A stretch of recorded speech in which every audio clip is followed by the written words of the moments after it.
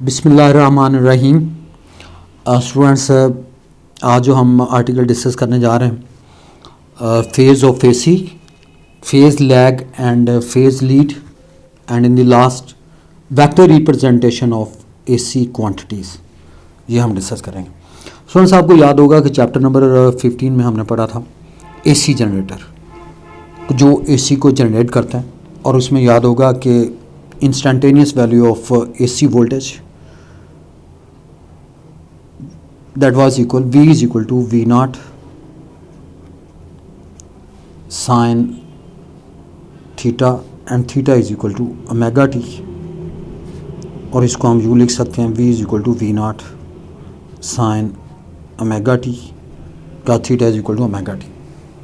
So that is the instantaneous value of the AC voltage, और instantaneous value of the current आप यूँ लिखेंगे I is equal to I naught sin theta, I is equal to I naught sine omega T के equal.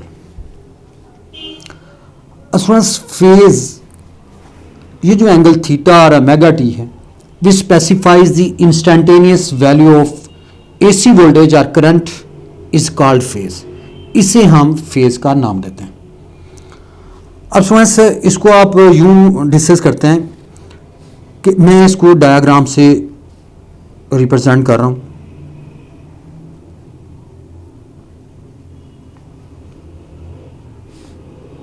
ये हमारे पास maximum value, let's suppose AC voltage ले रहे हैं, वी नॉट। ये maximum value on the other side minus V naught. अब जब आप ग्राफ ड्रा करेंगे स्टूडेंट्स, तो ये साइन वेव,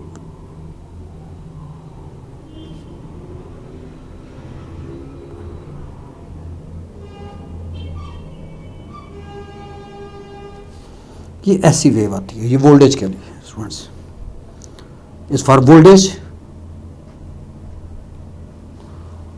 और इसी में अगर आप करंट की यहां पे डायग्राम ड्रा करते हैं, दूसरी वेव यानी करंट के लिए,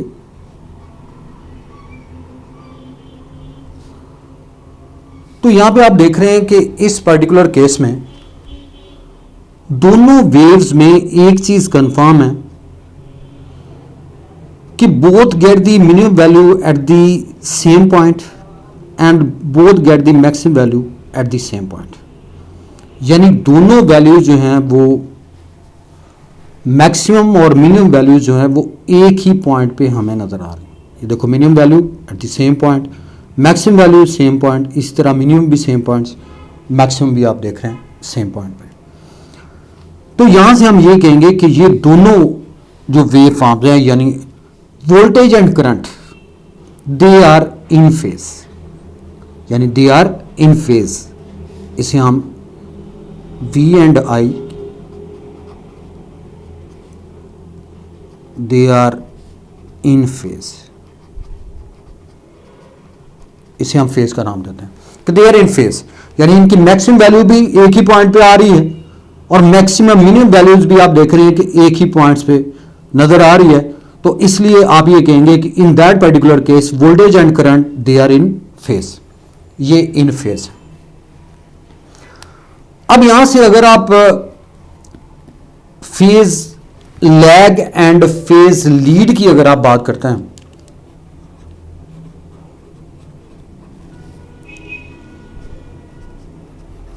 लैग एंड फेज लीड,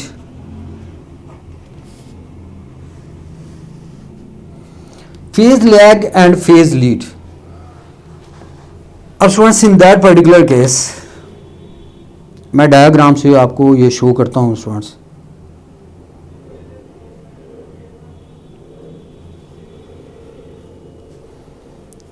ये हमारे पास यहां से ये वोल्टेज वेव कह दें, ये maximum value on the positive side and maximum value on the negative side. That is the origin here, it starts from here. अब यहां से हम ये कहेंगे कि in that case ये हमारे पास एक वेव फॉर्म यानी साइन वेव है, और ये मैंने करंट के लिए ड्रा की। यानी एसी करंट की ये डायग्राम जो मैंने यहाँ पे शो की है, instantaneous value of AC current को ये वेव फॉर्म ज़ाहिर कर रही है। और वोल्टेज के लिए अगर आप ड्रा करते हैं instantaneous value of the voltage के लिए, एसी वोल्टेज के लिए, तो देन ये हमारे पास ये डायग्राम,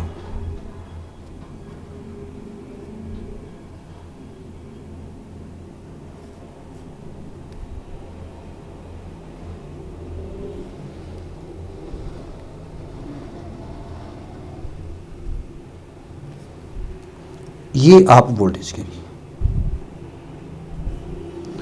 अब देखिए ये स्टूडेंट्स यहां से हमें नजर आ रहा है कि करंट जो है it start from zero, current zero से स्टार्ट हो रहा है, लेकिन वोल्टेज आप देख रहे हैं कि वोल्टेज मैक्सिमम वैल्यू से स्टार्ट हो रहा है। यानी आपने ये पढ़ा हुआ है कि जैसे हमने इक्वेशन में भी डिस्कस किया था कि V is equal to V naught sine theta, I is equal to I naught sine theta. Sine is what, तो साइन करंट के लिए I is equal to I naught sine theta, theta is equal to zero here. अब sine zero किसके बराबर होता है students? Zero के, so there is zero. लेकिन वोल्टेज आप देख रहे हैं इट स्टार्ट फ्रॉम मैक्सिमम, तो वोल्टेज के लिए आप इक्वेशन ये लगाते हैं V is equal to V naught sine theta, और ये मैक्सिमम वैल्यू, और साइन की मैक्सिमम वैल्यू स्टूडेंट्स 1 होती है, किस एंगल पे होती है? 90 डिग्री पे, तो वी नॉट साइन 90 या पाई बाई 2, तो ये हमारे पास मैक्सिमम वैल्यू आ गई।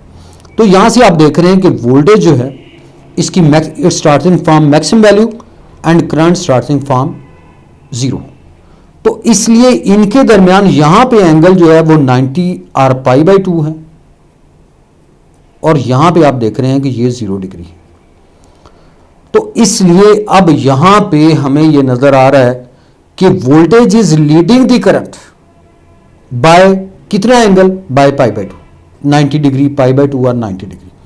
तो दोबारा से देखिएगा, ये इक्वेशन जो है ये करंट के लिए ड्रा की, instantaneous value of AC current, और ये हमारे पास वोल्टेज, एसी वोल्टेज की इक्वेशन आप देख रहे हैं, instantaneous value of the voltage के लिए ये इक्वेशन।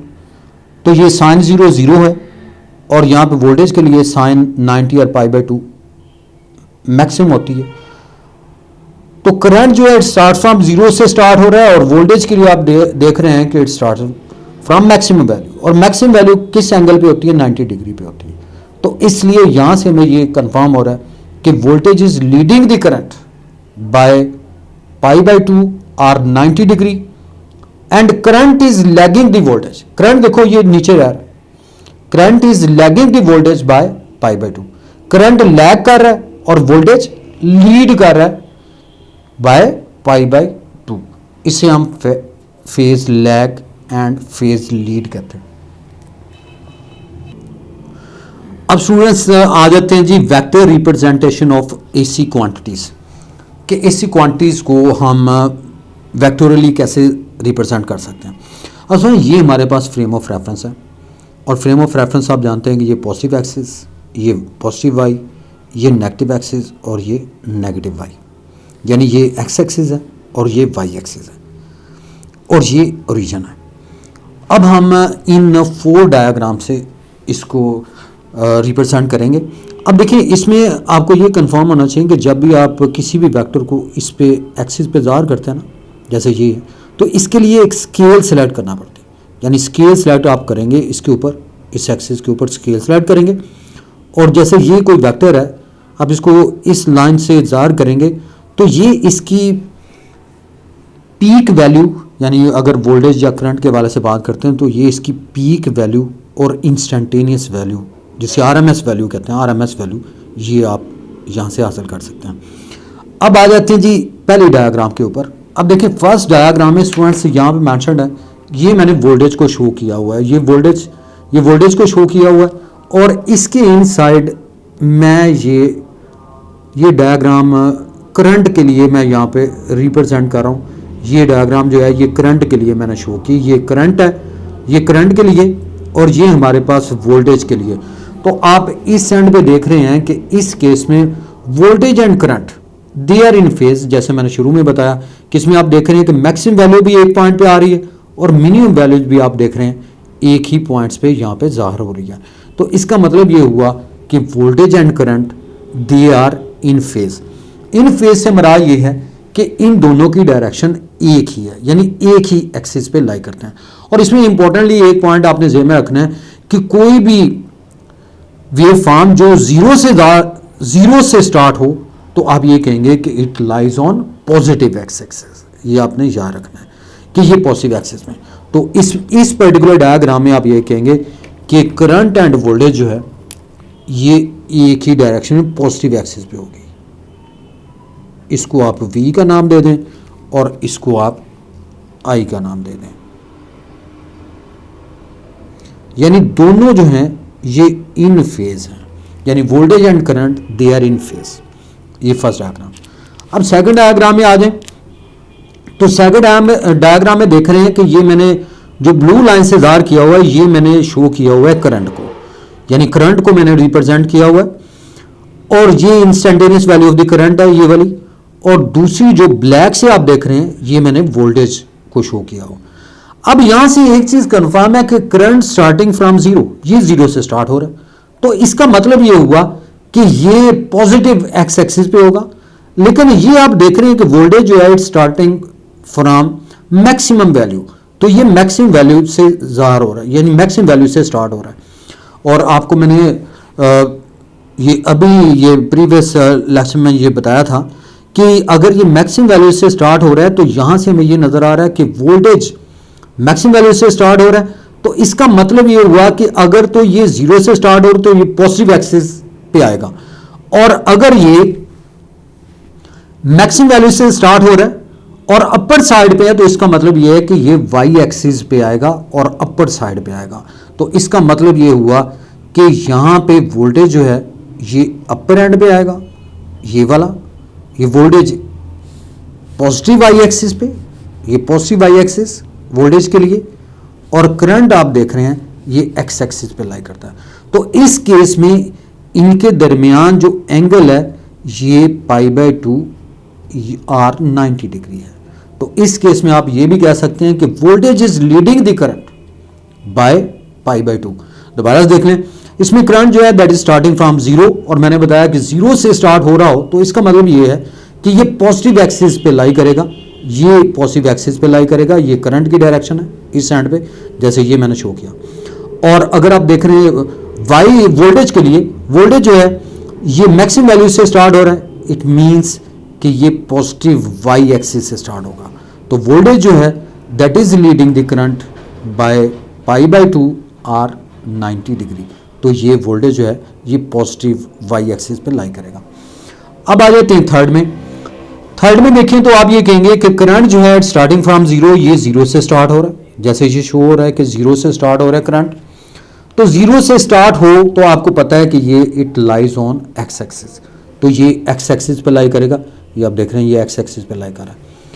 और लेकिन वोल्टेज आप देख रहे हैं ये मैक्सिमम वैल्यू से स्टार्ट हो रहा है लेकिन नेगेटिव एंड से स्टार्ट हो रहा है। तो इसका मतलब ये हुआ कि ये वोल्टेज जो है ये वाई एक्सिस पे लाई करेगा, लेकिन वाई एक्सिस की कौन सी डायरेक्शन, पॉजिटिव या नेगेटिव, तो ये नेगेटिव वाई एक्सिस की डायरेक्शन में होगा।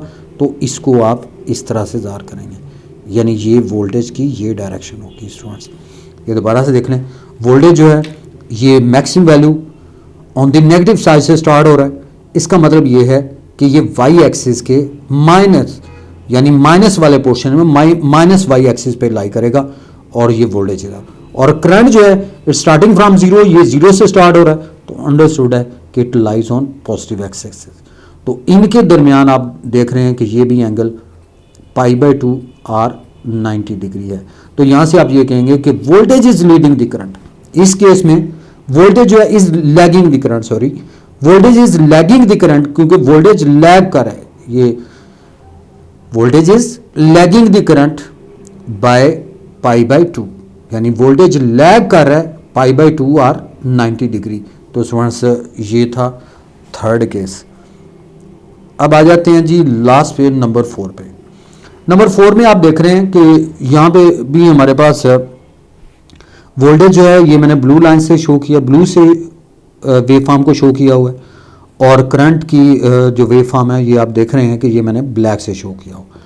अब इस केस में आप देख रहे हैं कि दोनों जो हैं ये जीरो से स्टार्ट हो रहे हैं, और अगर अपर साइड पे जा रहा हो, यानी अपर साइड पे अपर एंड से अपर एंड की तरफ जा रहा हो, तो जैसे वोल्टेज है तो आप ये कहेंगे कि ये पॉजिटिव एक्सिस पे लाई करेगा, ये पॉजिटिव एक्सिस पे लाई करेगा।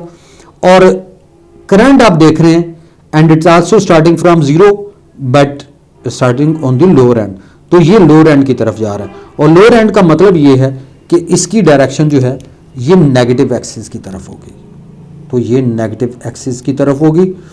तो यहां से आप ये कहेंगे कि वोल्टेज और करंट के दरमियान जो एंगल है there is a phase of, देखिए pi by two plus pi by two and you get pi, तो ये पाई जो है इनके दरमियान फेज होगा।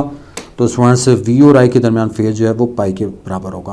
अब स्टूडेंट्स आपने ये बात ध्यान में रखनी है कि जब भी एंगल्स को आप लेते हैं तो एंगल्स एंटी क्लॉकवाइज हो इट इज़ टेकन पॉजिटिव, और अगर क्लॉकवाइज हो इट इज़ टेकन नेगेटिव।